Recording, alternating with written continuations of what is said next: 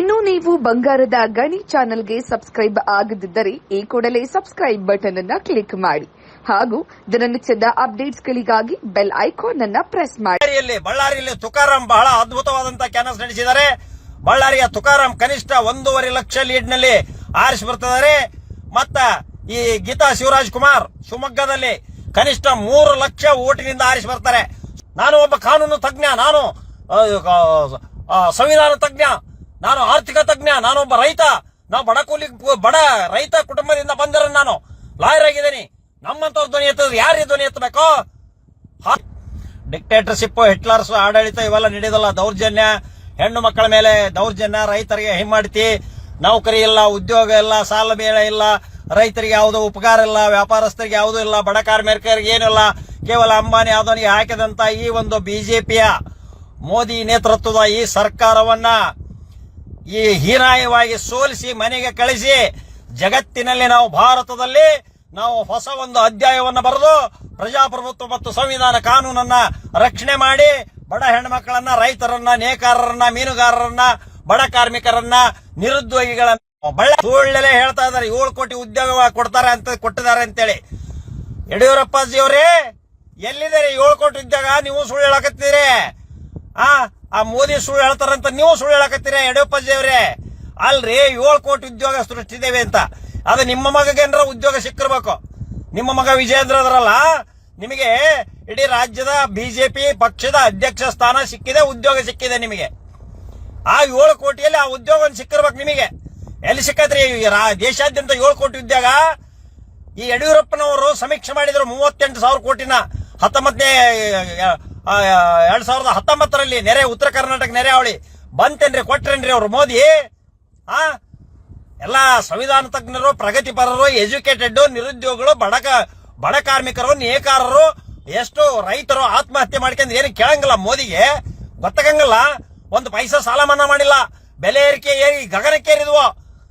Honourable ಗೌರವಾನ್ವಿತ supreme court ನ್ಯಾಯಮೂರ್ತಿಗಳು ಸಹಿತ ಈ ಸರ್ಕಾರವನ್ನ ಟೀಕಾ ಮಾಡಿದ್ದಾರೆ ಮತ್ತು ಈ ನೋಟ್ಬಂದಿಯನ್ನ ಟೀಕಾ ಮಾಡಿದ್ದಾರೆ. ಕಾವೇರಿಯಲ್ಲಿ ಅದ್ಭುತವಾಗಿ 1.5ರಿಂದ 2 ಲಕ್ಷ ಓಟಿನಿಂದ ನಾವು ಗಡ್ಡದೇವರ ಮಠನ ಆರಿಸ್ತೇವೆ. ಚಿಕ್ಕಮಗಳೂರು, ಇದರಲ್ಲಿ ಉಡುಪಿಯಲ್ಲಿ ಸಹಿತ ನಮ್ಮ ಇವರು ಗೆಲ್ತಾರೆ. ಯಾರೋ ಉಡುಪಿಯಲ್ಲಿ ಗೆಲ್ತಾರೆ, ಮತ್ತೆ ದಕ್ಷಿಣ ಕನ್ನಡದಲ್ಲಿ ಗೆಲ್ತಾರೆ. ಅವ್ರು ಲಾಯರ್ ನಿಂತಿದಾರಲ್ಲ ಅವ್ರು ಗೆಲ್ತಾರೆ. ಎಲ್ಲ ಕಡೆ ಗೆಲ್ತಾರೆ. ಆ ಹುಡುಗಿ ಪ್ರಿಯಾಂಕಾ ಗೆಲ್ತದೆ, ನಮ್ಮ ಸತೀಶ್ ಅಣ್ಣರ ಮಗಳು ನಮಗೂ ಮಗಳ ಸಮಾನ. ಅದು ಆ ಹುಡುಗಿ ಗೆಲ್ತದೆ. ಆನಂದ್ ನ್ಯಾಮಗೌಡ ಆ ಕಡೆ ಗೆಲ್ತಾರೆ.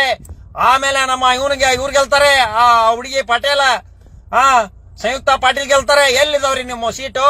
ಡಿ ಕೆ ಶಿವಕುಮಾರ್ ಗೆಲ್ತಾರೆ. ಮೈಸೂರಿನಲ್ಲಿ ನಮ್ಮ ಎಂ ಲಕ್ಷ್ಮಣ್ ಗೆಲ್ತಾನೆ. ಮೈಸೂರಿನಲ್ಲಿ ಎಂ ಲಕ್ಷ್ಮಣ್ ಕನಿಷ್ಠ not less than 2 lakhs votes ಗೆಲ್ತಾರ ಲಕ್ಷ್ಮಣ. ಚಿತ್ರದುರ್ಗ ಕಾಂಗ್ರೆಸ್ ಎಲ್ಲಿದವ್ರಿ ನಮ್ಮವ?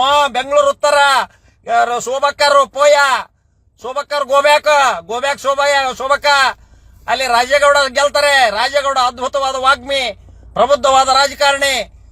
ಈ ಅಲೆ ಐತೆ ಅಂತ ಮೋದಿ ಅಲೆ ಎಲ್ಲೈತ್ರಿ? ಮೋದಿ ಅಲೆ ಅಲ್ಲ, ಪಾದಿ ಅಲೆ ಅಲ್ಲ, ಯಾವ ಅಲೆನೂ ಇಲ್ಲೇ ಇಲ್ಲ. ಯಾವ ಅಲೆನೂ ಇಲ್ಲ ದೇಶಾದ್ಯಂತ, ಯಾವ ಅಲೆನೂ ಇಲ್ಲ. ಏನಾದ್ರೂ ಇದ್ರೆ ಅದು ಕಾಂಗ್ರೆಸ್ ಅಲ್ಲೇ ಇದೆ. ಈ ಇಡೀ ಜಗತ್ತೇ ತೋರಿಸ್ತಾವ ನಾವು ಕಾಂಗ್ರೆಸ್ ಗೆದ್ದು. ಏನು ಬಿಜೆಪಿ ಏತರ ಸರ್ಕಾರ INDI ಗೆದ್ದು ಅಧಿಕಾರ ಚುಕ್ಕಾಣಿ ಹೇಳ್ತದೆ. ಯಾರು ಅವರು ಆರಿಸ್ಕೊಂತಾರೆ ತಮ್ಮ ಸಭೆಯಲ್ಲಿ, ಏನು ಪಾರ್ಲಿಮೆಂಟ್ ಸಭೆಯಲ್ಲಿ, ಸಂಸತ್ ಸಭೆಯಲ್ಲಿ ತಾವು ಸಂಸತ್ ನಾಯಕನನ್ನ ಅವ್ರು ಆರಿಸ್ಕೊಂತಾರೆ. ಇವತ್ತು ಅವ್ರು ಹಾಕಾರೆ, ಪ್ರಧಾನಿ ಇವ್ರು ಹಾಕಾರೆ, ಖರ್ಗೆ ಅವ್ರು ಹಾಕ್ತಾರೆ. ಅದನ್ನ ಯಾವ್ದು ಅವ್ರು ಮುಂಗಡೆ ತಂದೆ ಅಲ್ಲ.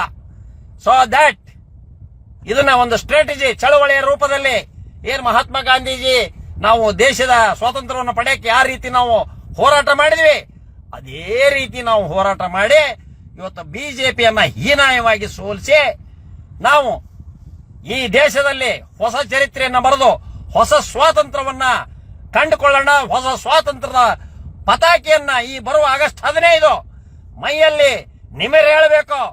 ನರನಾಡಿಗಳಲ್ಲಿ ರಕ್ತ ಸಂಚಲನವಾಗಿ ಬಿಜೆಪಿ ಏತರ ಕಾಂಗ್ರೆಸ್ ನೇತೃತ್ವದ ಏನು ಸಮ್ಮಿಶ್ರ ಸರ್ಕಾರಗಳು ಏನದಾವ ಅದರ ನೇತೃತ್ವದ ಪ್ರಧಾನಿ ಅವತ್ತು ಕೆಂಪು ಕೋಟೆಯಲ್ಲಿ ಇದೇ ಆಗಸ್ಟ್ 15, 2024